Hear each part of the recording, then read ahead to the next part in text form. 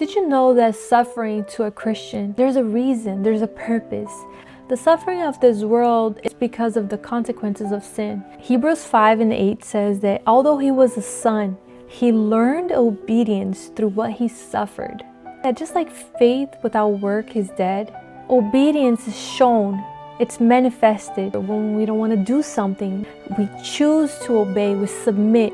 We have two options: to obey and submit, to trust and rely on God, because we know and we trust that His way is always better, that He knows what He's doing. Or we can rebel and not obey and be prideful and think we know better. Romans chapter 5 from verse 3 to 5, it says, suffering produces perseverance. Perseverance produces character, and character, hope. Because we press in even though we're suffering, even though we're going through pain, even though we don't understand, we're choosing faith.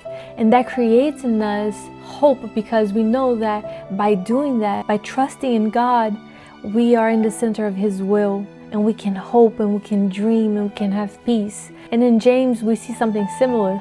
Chapter 1, verse 2, the testing of your faith produces steadfastness, that you may be mature and complete, lacking in nothing. So trials comes to purify us. In Job 23:10, he says, when He has tested me, I shall come forth as gold. So just like the fire purifies the gold, trials purifies our faith.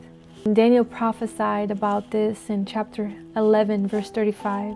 He said, some of the wise shall stumble, so that they may be refined, purified, and made white until the time of the end.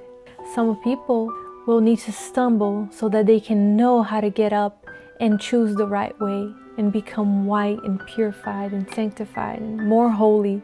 Jesus said, in this world you will have tribulations, but be of good cheer. I have overcome the world.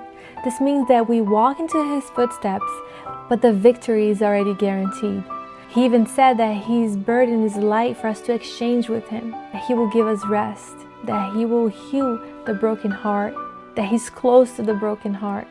He wants to fill us up so that we can overflow onto others and show others the way. Paul said, consider it pure joy, my brothers and sisters, when you face trials, because it will produce in us perseverance and make us more like Christ.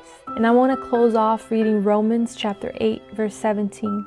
It says, if we indeed suffer with Him, in order that we may also be glorified with Him.